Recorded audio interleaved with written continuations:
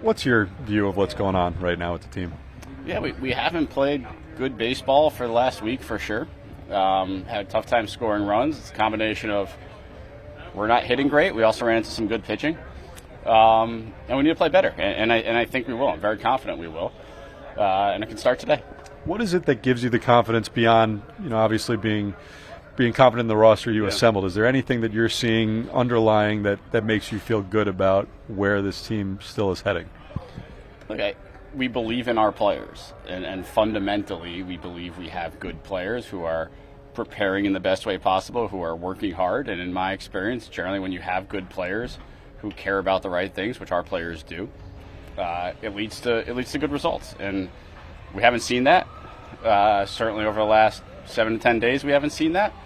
We've still got a long season to go, and I'm confident that we will see it. How happy are you with the job that Carlos Mendoza has done? I think Mendy's doing a very good job. I think Mendy is putting players in positions to succeed, and we need to go out and play better. David, you mentioned the bad baseball. What's been the most frustrating part of it, watching from your standpoint? We haven't hit, and when you don't hit, you can look stagnant. I don't think we're stagnant. I think we're playing hard.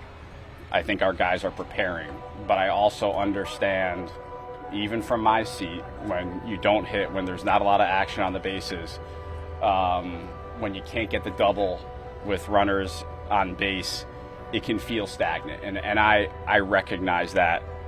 I'm also close enough to this on a daily basis to see what's going on and to know that we've got a group that cares tremendously, is working hard, and also in many cases has the experience to understand where we are in the calendar, and that if we keep doing the right thing on a daily basis, we will get to where we want to go to. Soto's a big loss, but what do you think, what else is behind the chase rate that we're seeing lately?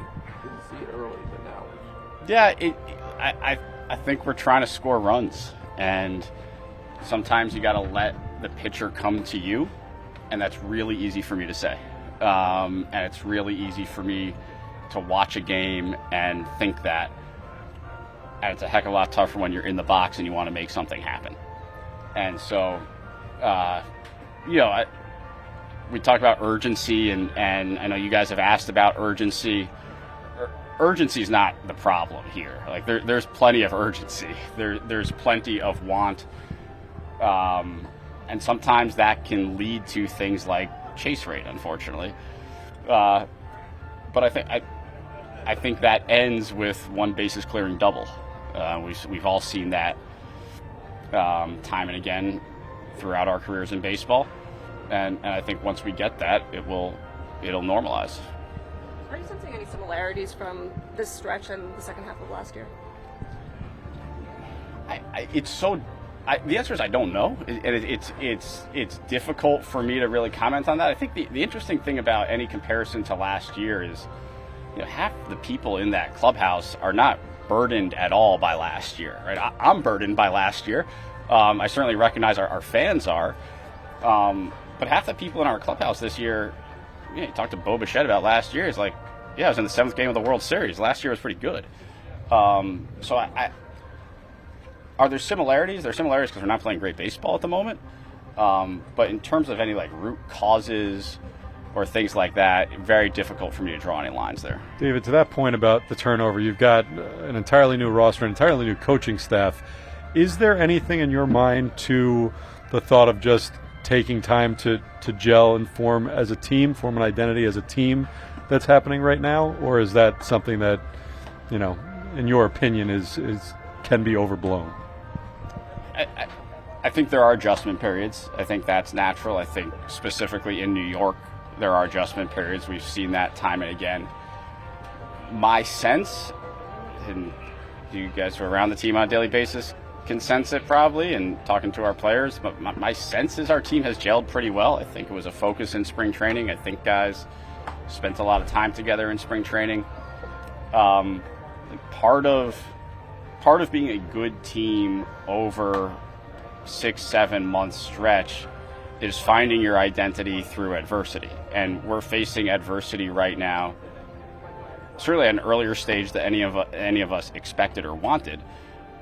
But this has an opportunity to be part of our story, help us find our identity, come through this, and understand we have the ability to do that. And based on the guys we have and the quality of work and the quality of people, I believe we will be able to do that. You put a lot of emphasis on defense in the offseason. What are your metrics telling you that you guys are doing defensively? We've improved. We've certainly improved year over year defensively. We have not been perfect.